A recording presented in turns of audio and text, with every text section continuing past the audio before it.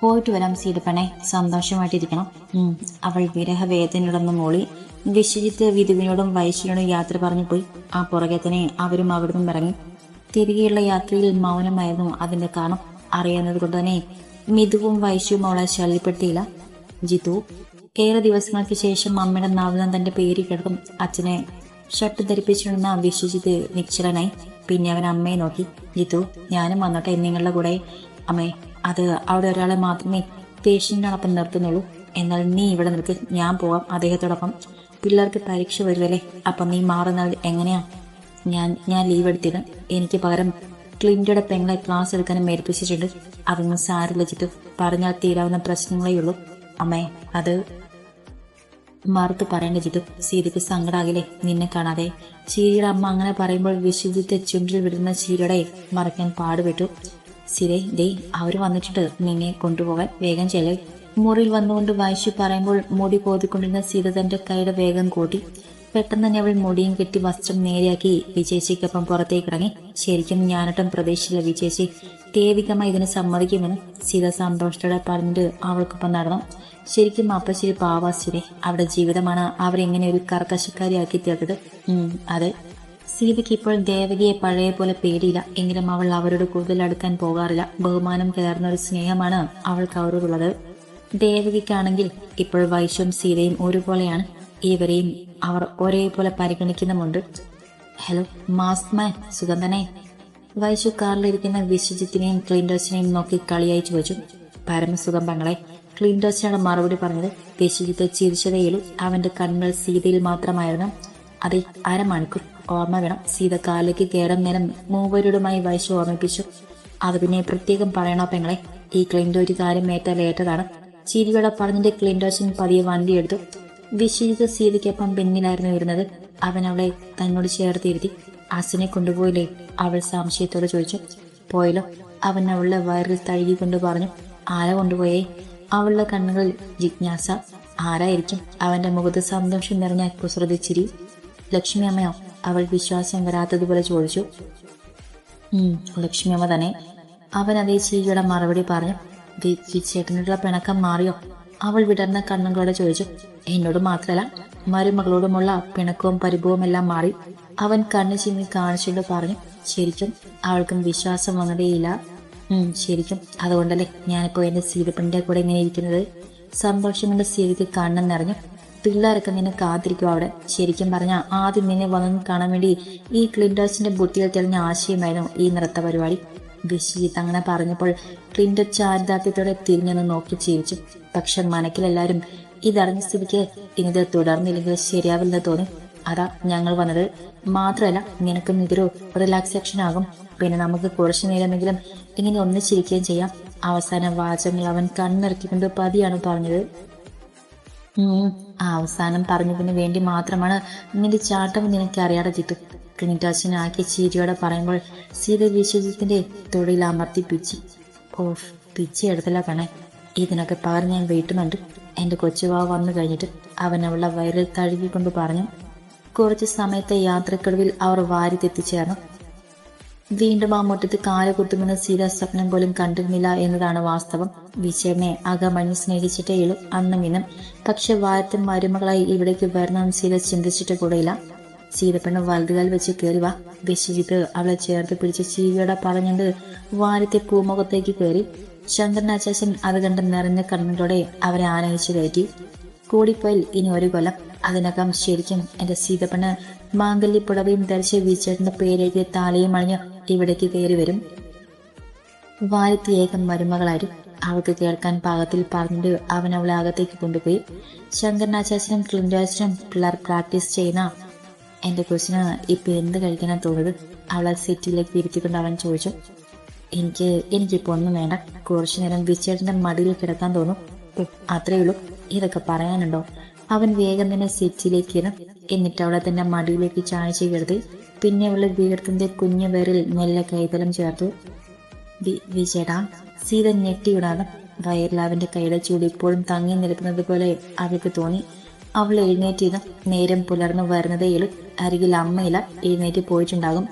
അവൾ വയറിലേക്ക് കൈ വെച്ചു. ഇല്ല, തന്റെ കുഞ്ഞിവിടെ ഇല്ല. അവൾ ഉറക്കെ പൊട്ടിക്കരഞ്ഞു. അവളുടെ നിലവിളി ശബ്ദം കേട്ട് അടുക്കളയിൽ കട്ടൻ ചായ തിളപ്പിച്ചിരുന്ന സുവർണ ഓടി വന്നു.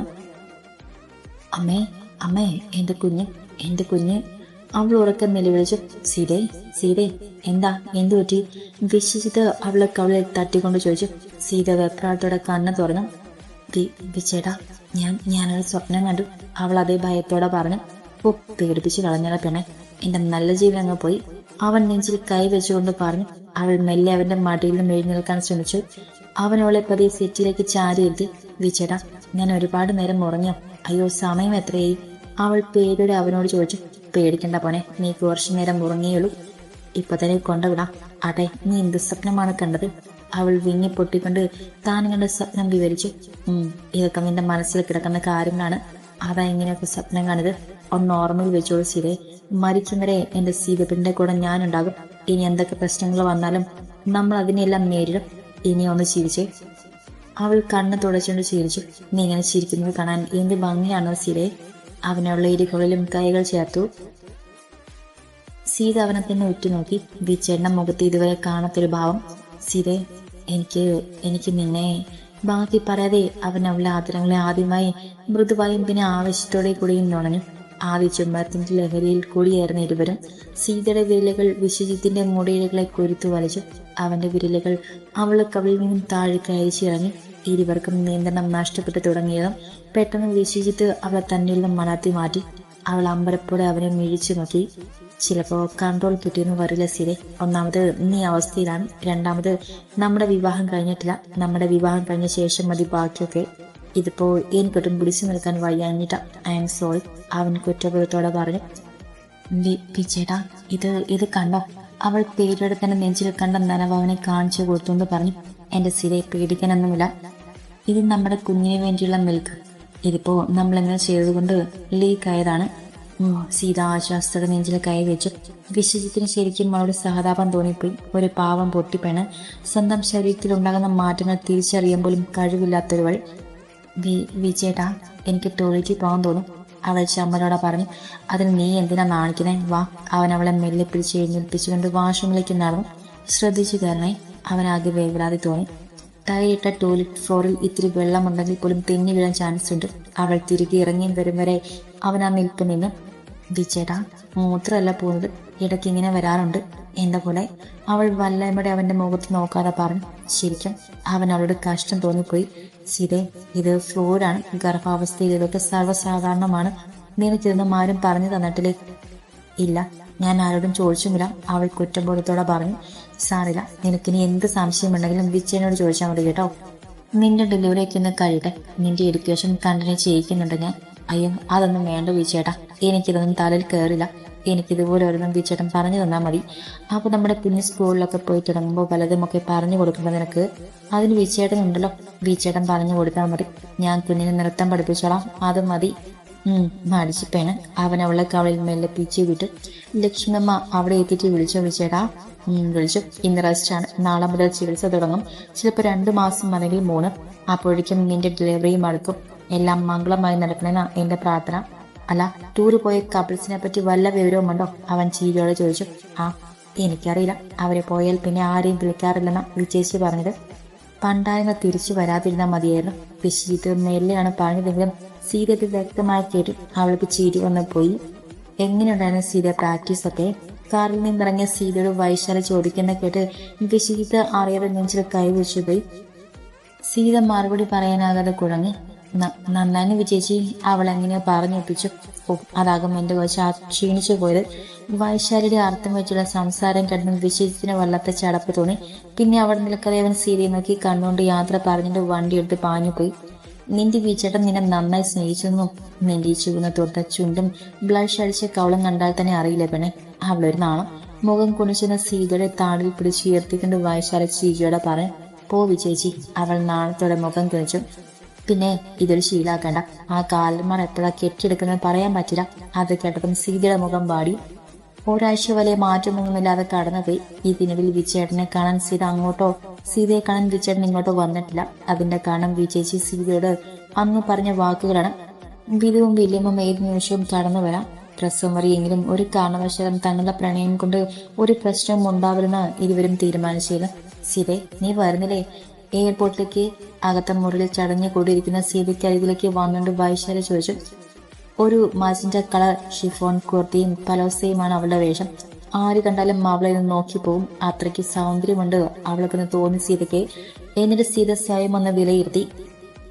ഇല്ല, എടുത്തു പറയത്തക്ക സൗന്ദര്യമോ മറ്റോ ഇല്ലാത്തൊരു സാധാരണ പെണ്ണ്. എന്നിട്ടും ഇവിടെയുള്ളവർ ആരും ഒരിക്കൽ പോലും തങ്ങളെ രണ്ടാളെയും വേർതിരിച്ച് കണ്ടിട്ടില്ലെന്നത് അവളെ അത്ഭുതപ്പെടുത്തി. എന്താ സീതേ, നിന്നെ ആദ്യം കണ്ണുപോലെ നോക്കുന്നത്? വൈശാലി വിടർന്ന കണ്ണുകളോട് ചോദിച്ചു. ഒന്നുമില്ല വിജയിച്ച്, അവൾ മനസ്സിലോർത്ത് തുറന്ന് പറഞ്ഞില്ല. നീ വരുന്നില്ലേ? നീ കൂടെ ഉണ്ടെങ്കിൽ അത്രയും സമയം സന്തോഷത്തോടെ ഇരിക്കാലോ ഒന്നിച്ച്. ഞാൻ വരുന്നില്ല വിജയിച്ചി, വേറൊന്നും കൊണ്ടല്ല. നിങ്ങൾ പോകുമ്പോൾ ചിലപ്പോൾ ഞാൻ കരയും. മാത്രമല്ല തിരിച്ച് ഞാൻ മാത്രമേ ഉണ്ടാവുള്ളൂ വണ്ടിയിൽ, ഒറ്റയ്ക്ക് വയ്യ. അത് ശരിയാ. പിന്നെ എല്ലാ ദിവസവും ഞങ്ങളെ വിളിക്കണം, വീഡിയോ കോൾ ചെയ്യണം, എന്താവശ്യമുണ്ടെങ്കിലും ഞങ്ങളെ അറിയിക്കണം. പിന്നെ വിധുവിനോടും വില്യത്തോടും അധികം അടുക്കാൻ പോകണ്ട. എന്ത് കാര്യമാണെങ്കിലും ദീപയോട് പറഞ്ഞാൽ മതി. ഹോസ്പിറ്റലിൽ പോകുമ്പോൾ ഇനി വിച്ചേനെ കണം നിൽക്കണ്ട. ഇനി കുറച്ച് മാസങ്ങൾ കൂടെയല്ലേ ഉള്ളൂ. അതുവരെ പിടിച്ചു നിൽക്കണം. കാരണം വിധുവും വില്യമും കാണുന്നത് പോലെയല്ല. വിഷചിന്തക്കാണ് കാര്യം. അയാളാണ് നിന്നോട് തെറ്റ് ചെയ്ത്. പക്ഷെ അയാൾ അതൊരിക്കലും അംഗീകരിച്ച് തരില്ല. മാത്രമല്ല നിന്റെ ഭാഗത്തുനിന്നും എന്തെങ്കിലും ഒരു വീഴ്ച വന്നാൽ അത് പൊറുക്കുകയുമില്ല. സൂക്ഷിക്കണം. വൈശാലി പറഞ്ഞു നിർത്തി. നിറകണ്ണുകളുടെ സീതയുടെ വയറിൽ തട്ടാതെ അവളെ പുണർന്നു. ഈ കാഴ്ച കണ്ടുകൊണ്ടാണ് മിതുവും ദേവകിയും സീതയോട് യാത്ര പറയാനായി ഇവിടേക്ക് വന്നത്. മോളെ, ഈ അവസ്ഥയിൽ ഇവിടെ തനിച്ചാക്കി പോകുന്നില്ല. അമ്മയ്ക്ക് സങ്കടമുണ്ട്. പക്ഷെ പോകാതെ പറ്റില്ലല്ലോ. പിന്നെ വിധു ഇന്ന് രാത്രി എത്തുമെന്നാണ് അറിയാൻ കഴിഞ്ഞത്. നല്ലവനല്ലെങ്കിലും നിലവിൽ അവൻ മുള്ള ഭർത്താവാണ്. നിന്റെ വയറ്റിൽ വളർന്ന കുഞ്ഞിന്റെ അച്ഛനാണ്. അവനെ നീ സ്നേഹിക്കണം എന്നൊന്നും അമ്മ പറയുന്നില്ല. പക്ഷെ ഒരു മനുഷ്യനായി പരിഗണിക്കണം, അത്രയേ ഉള്ളൂ അമ്മയ്ക്ക്. സീത എല്ലാ മനസ്സിനെയുള്ള കുട്ടിയെ പോലെ കേട്ടു നിന്നു. ഏട്ടത്തി, അപ്പനി ഏട്ടത്തെയും കുഞ്ഞുവാവയും കാണാൻ ആയിരിക്കും ഞാൻ വരുന്നത്, മിതു ചീരിയോടെ പറഞ്ഞു. ഞാനല്ല, ഞങ്ങൾ. വൈശാലി അവന് തൊഴിൽ തൂങ്ങിക്കൊണ്ട് കൊഞ്ചലോടെ പറഞ്ഞു. മൂവരും അത് കെട്ടി ചീരിയോടെ നിന്നു. പിന്നെ നേരം കളരെ അവർ എയർപോർട്ടിലേക്ക് യാത്രയായി. ഉച്ചയ്ക്ക് ഭക്ഷണം കഴിച്ച ശേഷം ഒന്ന് മയങ്ങൻ കിടന്നായിരുന്നു സീത. അപ്പോഴാണ് അമ്മ കയറി വന്നത്. അമ്മയുടെ മുഖം കണ്ടാൽ അറിയാം ഒത്തിരി കരഞ്ഞിട്ടുണ്ടെന്ന്. എന്താമേ, എന്തു പറ്റി? അവൾ വേവലാതിയോട് ചോദിച്ചു. എന്തു പറ്റാനാ മോളെ, നന്ദിനി ഏട്ടത്തിയുടെ ഭരണം കൂടിക്കൂടി വരുവാ. ഇപ്പൊ ഏട്ടൻ ഒന്നടങ്ങിപ്പോ ഏട്ടത്തി പഴുതിലും മോശമായിട്ടാ എന്നോട് പെരുമാറിയത്. ഇന്നിപ്പോ എന്താ ഉണ്ടായേ? ജോലി ചെയ്ത് ഞാൻ കുഴഞ്ഞ സീരെ. തുണി അലക്കിയും പാത്രം കഴുകിയും വെച്ചുണ്ടാക്കിയും ഒറ്റ മടിച്ചും വിറക് വെട്ടിയും വിരലൊക്കെ തേഞ്ഞു കൂടത്തിൽ തടവും. ഇന്ന് നടുവേദന കാണും ഞാൻ കിടന്നുപോയി. അതിനേട്ടത്തി എന്റെ തലവഴി വെള്ളം എടുത്തൊഴിച്ചു. പറഞ്ഞു കഴിയുമ്പോഴേക്കും അവർ കരഞ്ഞു പോയിരുന്നു. സീത അമ്മയെ കെട്ടിപ്പിടിച്ചു. അവളും വാവിട്ട് കരഞ്ഞു. മുൻപ് അമ്മയ്ക്ക് സഹായത്തിന് താനുണ്ടായിരുന്നു. പക്ഷെ ഇപ്പൊ എല്ലാം അമ്മ ഒറ്റയ്ക്ക് തന്നെ ചെയ്യണം. അമ്മ, നമുക്ക് എങ്ങോട്ടെങ്കിലും പോവാം, സീത യോമനോടെ പറഞ്ഞു. വയറ്റുകണ്ണയെ മോളെ കണ്ട് അമ്മ എവിടെ പോകാനാ? എനിക്ക് ആരോഗ്യമെങ്കിലും ഉണ്ടായിരുന്നെങ്കിൽ ഈ നാട്ടിൽ നിന്ന് മറ്റെവിടെയെങ്കിലും പോയി വീട്ടു ചെളിക്ക് നിന്നിട്ടെങ്കിലും അമ്മ മോളെ നോക്കിയേനെ. ഇപ്പൊ എന്നെക്കൊണ്ട് അതിനും കഴിവില്ലാതെ അവർ വീണ്ടും കരഞ്ഞു. അമ്മ, ഞാൻ വിച്ചേനെ വിളിച്ചു പറയട്ടെ നന്ദിനി അമ്മയുടെ കാര്യം. അമ്മാവൻ എന്തോ പറഞ്ഞ് വിരുട്ടിയത് വിച്ചേനാണ്. അതുകൊണ്ട് അമ്മാവനിപ്പോ അമ്മയോടും എന്നോടും വഴക്കിന് വരാത്തതും അമ്മ ഇങ്ങോട്ട് വരുന്നതും. അതൊന്നും വേണ്ട മോളെ, സാരില്ല. അമ്മയ്ക്കിപ്പോ ഇതൊക്കെ ശീലായി. അവർ കണ്ണു മുഖം തുളച്ചുകൊണ്ട് പറഞ്ഞു. ഈ പ്രാവശ്യം അമ്മ മോൾക്ക് വേണ്ടി ഒന്നും ഉണ്ടാക്കി കൊണ്ടുവന്നിട്ടില്ല. അവർ വ്യാസമേള പറഞ്ഞു. അന്ന് സാരില്ലമ്മ, എനിക്ക് എൻ്റെ അമ്മയെ മാത്രം മതി. അവൾ അവരെ കെട്ടിപ്പിടിച്ചു. വയറെത്തിരി കൂടി വലുതായല്ലേ മോളെ? അമ്മ, അടുത്ത തിങ്കളാഴ്ച സ്കാനിങ് ഉണ്ട്. അമ്മ വരുമോ എൻ്റെ കൂടെ? പിന്നെന്താ, അമ്മ വരാലോ. അല്ല, അവരെ പോയിട്ട് വിളിച്ചോ? വിളിച്ചമ്മേ, എയർപോർട്ടിൽ എത്തിയെന്ന് പറഞ്ഞു. എന്നാലും എൻ്റെ മോൾ ഇവിടെ തനിച്ചായാലെന്ന് ഓർക്കുമ്പോഴാണ്. അത് സാറിയില്ലമ്മേ, ഇവിടെ ജോലിക്കാരെല്ലാം ഉണ്ടല്ലോ. പിന്നെ ചിലപ്പോൾ ഇന്ന് ടൂറ് പോയവരും തിരിച്ചു വരുമെന്നാ കേട്ടത്. എനിക്ക് അമ്മയുടെ കാര്യം മോത്തിട്ട. ഞാൻ അദ്ദേഹത്തോടൊന്ന് പറഞ്ഞു നോക്കട്ടെ, അമ്മ എൻ്റെ കൂടെ നിർത്തിക്കോട്ടെ എന്ന്. അതൊക്കെ ശരിയാകുമോ? ചിലപ്പോൾ അയാൾക്ക് ഇഷ്ടമായെന്ന് വരില്ല. ശരിയാകും അമ്മേ. മുൻപൊരിക്കൽ എന്നോട് ഇങ്ങോട്ട് പറഞ്ഞ കാര്യം അന്ന് ഞാനാ വേണ്ടെന്ന് പറഞ്ഞേ. കാരണം വന്നിവിടുത്തെ രഹസ്യങ്ങളൊന്നും അമ്മയ്ക്ക് അറിയില്ലായിരുന്നല്ലോ. പക്ഷെ മോളെ, നീ അതൊക്കെ എന്നോട് പറഞ്ഞെന്ന് അവന് മനസ്സിലാവില്ലേ? അപ്പോൾ അതൊക്കെ ഞാൻ വേണ്ട രീതിയിൽ പറഞ്ഞോളാം. അമ്മ വിഷമിക്കേണ്ട. ഏതായാലും അമ്മ ഇനി തറവാട്ടിലേക്ക് തിരിച്ചു പോകണ്ട. ഞാൻ വിടില്ല. ഇവിടെ എന്തെങ്കിലും പ്രശ്നമുണ്ടായാലും നമുക്ക് വല്ല അഗതിമന്ത്രത്തിലും പോകാമേ. എന്നാലും അമ്മ ഇനി അവിടെ അടിമപ്പണിക്ക് പോകണ്ട. ഇന്ന് തലവഴി വെള്ളം ഒഴിച്ചവർ നാളെ അമ്മയെ തല്ലിക്കൊന്ന് കുഴിച്ചു മൂടാനും മടിക്കില്ല. എനിക്ക് എൻ്റെ അമ്മയുള്ളൂ. അവൾ അമ്മയുടെ മടിയിലേക്ക് തല ചായച്ച് കിടന്നുകൊണ്ട് അവളെ ചുറ്റിപ്പിടിച്ചു. അമ്മയുടെ കണ്ണുനീർ അവളെ കവളിലേക്ക് ഇറ്റു വീണു. രാത്രി 9 മണിയുടെ വിധുവും വില്യമും മനക്കിലെത്തി. പിടിച്ചു ബോധമില്ലാതെയാണ് വിധു കയറി വന്നത്. വില്യം അവനെ താങ്ങി പിടിച്ചിട്ടുണ്ട്. ഹാളിന് സീരിയൽ കാണുകയായിരുന്നു ജോലിക്കാരെല്ലാം. അവരെ കണ്ടതും തങ്ങളുടെ മുറികളിലേക്ക് വലിഞ്ഞു. സീതയും അമ്മയും വല്ലാത്തൊരു അവസ്ഥയിലായിപ്പോയി. Hi aunty. ആൻറ്റി എപ്പോൾ വന്നു? ആരാ? അവനാണോ ആന്റിയോടെ കൊണ്ടാക്കിയത്? എൻ്റെ ഭാര്യയുടെ കള്ള കാമുകൻ. എന്താ അവൻ്റെ പേര്? ആ, വിശ്വജിത്ത്. അവൻ കൊള്ളാം, എൻ്റെ ഭാര്യയ്ക്ക് നന്നായിട്ട് ചേരും. എന്നെപ്പോലെ ഒരു ആണും പെണ്ണും കേട്ടവനേക്കാൾ എന്തുകൊണ്ടും എൻ്റെ ഭാര്യയ്ക്ക് ചോദിച്ചത് അവൻ തന്നെയാ. നാളെ ഞാൻ അവിടെ കല്യാണം അങ്ങ് നടത്താൻ പോവാ. ആന്റിക്ക് സന്തോഷമായില്ലേ? ഭാര്യ നിനക്കോ? അവന്റെ വാക്കുകൾ കേട്ട് സീതയ്ക്കും സുവർണയും പകച്ചു നിന്ന് പോയി. അവൻ സീതയുടെ അടുത്തേക്ക് വേച്ച് നടന്നതും വില്ലി മോടി വന്നവനെ പിടിച്ചു മാറ്റി. എന്താ നീ കാണിക്കുന്നത്? She's pregnant. എന്തെങ്കിലും പറ്റിപ്പോലെ എന്ത് ചെയ്യും? ആ, യാ, ഷീസ് പ്രഗ്നന്റ്. എൻ്റെ കുഞ്ഞ് അവളുടെ വയറ്റിൽ കിടക്കുന്നത്. എന്നിട്ടാ ആ മോള് അവളെ മാറ്റവൻ്റെ കൂടെ കറങ്ങി നടക്കുന്നത്. ഞാനൊന്നും മാറിയില്ലെന്ന് കരുതിയോ തള്ളിയും മോളും? ലക്ഷങ്ങൾ എണ്ണിക്കൊത്ത ഇവളെ ഇവിടേക്ക് അമ്മാവനെന്ന് പറയുന്ന ആ ഫ്രോഡിന്റെ കയ്യിൽ നിന്ന് ഞാൻ വിലക്കി വാങ്ങിയത്. എന്തെങ്കിലും കുറവുണ്ടോ അവൾക്കിവിടെ? എന്നിട്ട് കാര്യം ഞാനിവളെ ഭാര്യ അംഗീകരിച്ചിട്ടില്ല. ഒരു ഭർത്താവ് ചെയ്തു കൊടുക്കേണ്ടതും ഇവൾക്ക് ചെയ്തു കൊടുത്തിട്ടില്ല. പക്ഷേ എന്നാലും ഞാനിവളെ താലി കെട്ടിയതിനല്ല. ഇല്ല, ഇനി ഈ താലി ഇവളെ കഴുത്തിൽ വേണ്ട. അവൻ പറഞ്ഞ് വില്ലത്തിന്റെ കരവലയത്തിൽ നിന്നും അകന്നു മാറിയവൻ സീതയ്ക്ക് നേരെ പാഞ്ഞിട്ട്. സീതയ്ക്ക് അകന്നു മാറാനോ സുവർണയ്ക്ക് എന്തെങ്കിലും ചെയ്യാനോ കഴിയുമെന്നേ അവനവളുടെ താലിമാലയിൽ പിടുത്തം കിട്ടിയത്. ഒറ്റ വലിക്ക് അവൻ ആ മാല പൊട്ടിച്ചേട്ട് പിന്നെ അവളെ പിടിച്ച് ശക്തിയായി തള്ളി ഭിത്തിയിൽ ചെന്ന് അവളെ തലയിടിച്ചു. സീത വേദന കൊണ്ട് നിലവിളിച്ചു പോയി. സുവർണ ഓടിച്ചെന്ന് അവളെ ചേർത്ത് പിടിച്ചു. അവർ മുറക്കെ കരഞ്ഞു പോയി. കഴുത്ത് മുറിഞ്ഞ് അങ്ങിങ്ങായി ചോര പൊടിയുന്നു. തല പൊട്ടിയില്ല, പക്ഷെ നന്നായി മുഴച്ചു. അപ്പോഴേക്കും നിലവിളി കെട്ടി ജോലിക്കാരെല്ലാം ഓടി വന്നിരുന്നു. വില്ലും വിധവയും പിടിച്ചു വലിച്ചുകൊണ്ട് പുറത്തേക്ക് പോയി. എന്താ ഉണ്ടായത്? വാ, ഹോസ്പിറ്റലിൽ പോവാം, കൂട്ടത്തിലുള്ള ആണൊരുത്തൻ പറഞ്ഞു. സുവർണ കണ്ണുനീരുടെ കാര്യം പറഞ്ഞു. സീത മെഴുന്നേർ പൊഴിച്ചതല്ലാതെ ഒന്നും മിണ്ടിയില്ല. ഒടുവിൽ എല്ലാവരും ചേർന്ന് സീതയും കൊണ്ട് ഹോസ്പിറ്റലിലേക്ക് പോയി.